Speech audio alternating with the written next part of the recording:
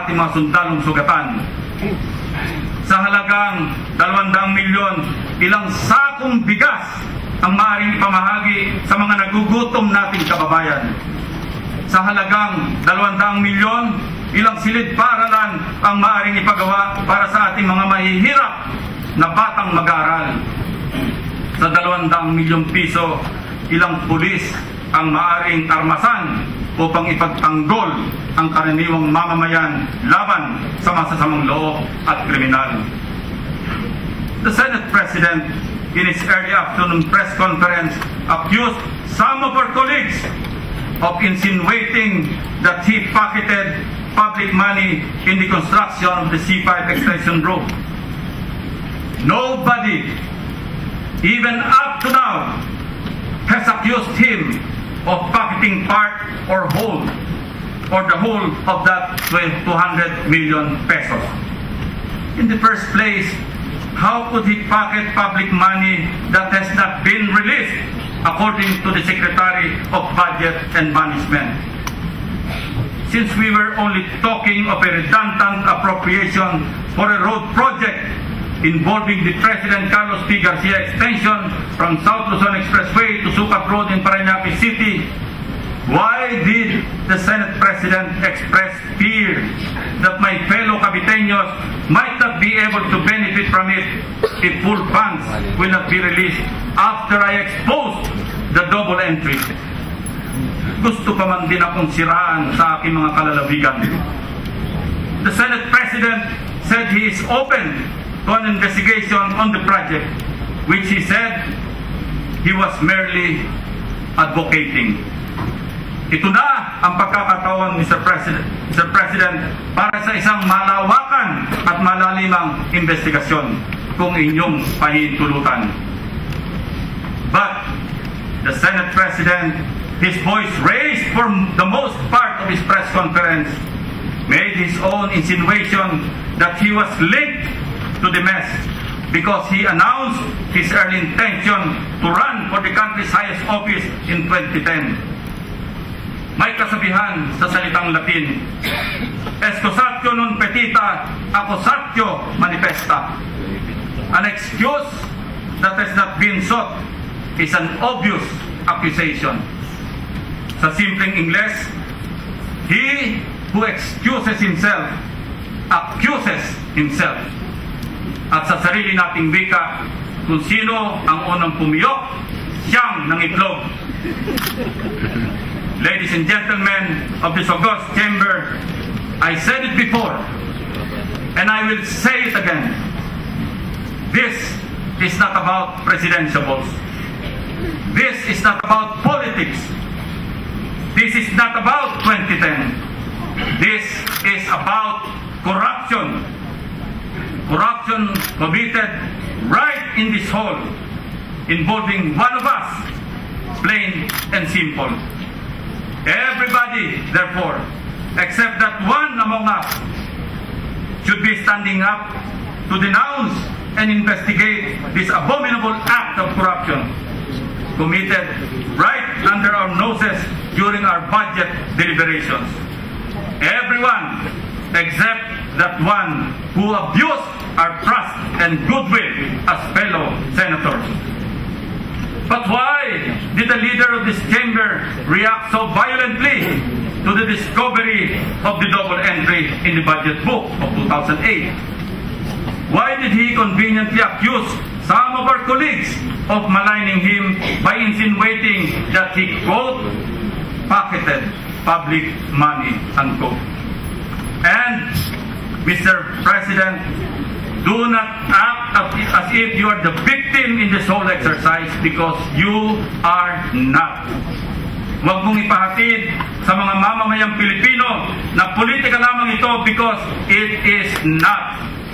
At huwag mong sabihin na gusto ka lang naming palitan at agawin ang pwesto mo, because it is not the issue.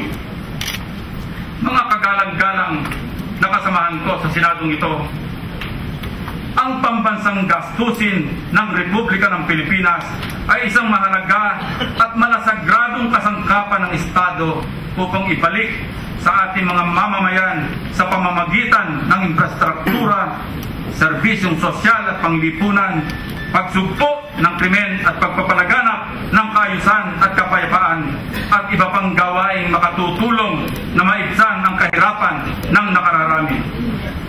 Ito lamang marahil ang maituturing na pambawi ng pangkaraniwang mamamayang Pilipino at makapagbibigay sa kanila ng patas na laban. Patas na laban, laban sa mga makapangyarihan sa pamahalaan o sa kabuuan ng ating lipunan. Kaya ang aking payo at hiling sa ating mga kasamahan ay ito lamang kung inyong mamarapatin. Huwag sana nating abusuhin ang national budget. Huwag sana natin itong paglaruan at pagsamantalahan.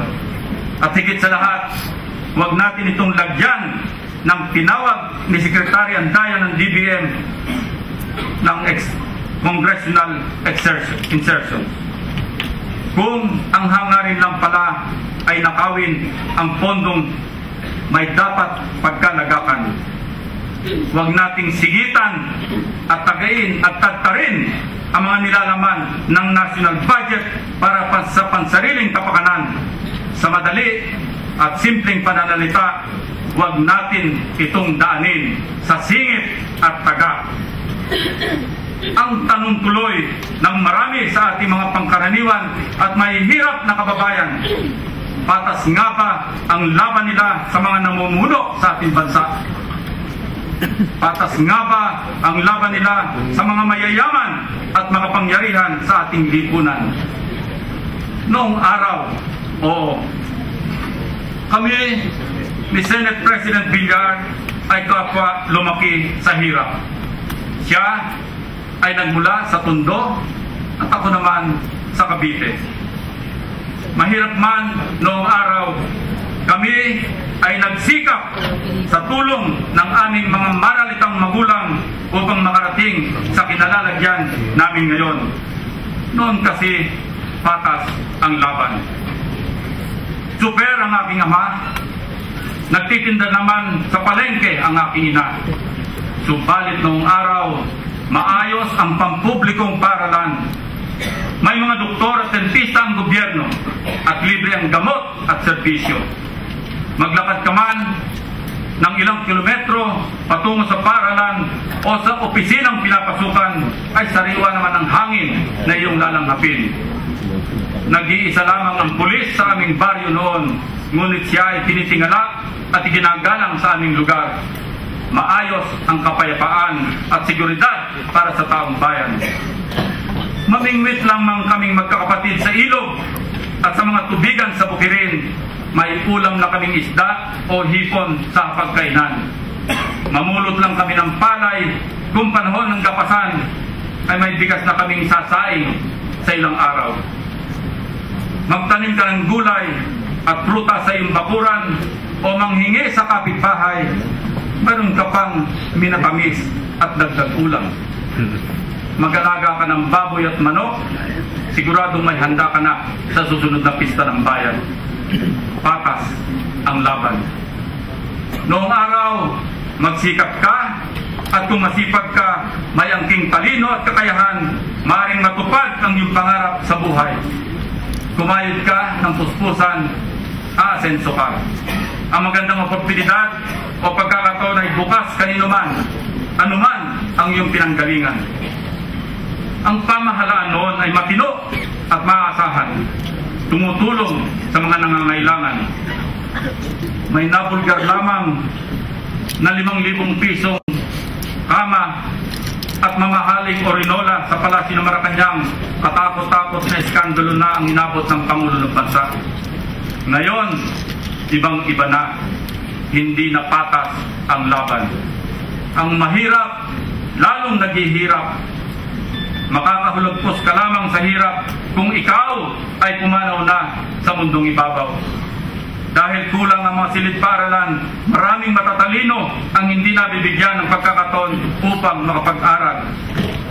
Ubos ang pera mong naipon at pinagpaguran kapag ikaw ay naratay sa banig ng karamdaman. at kung wala kang perang naipon, agaran ka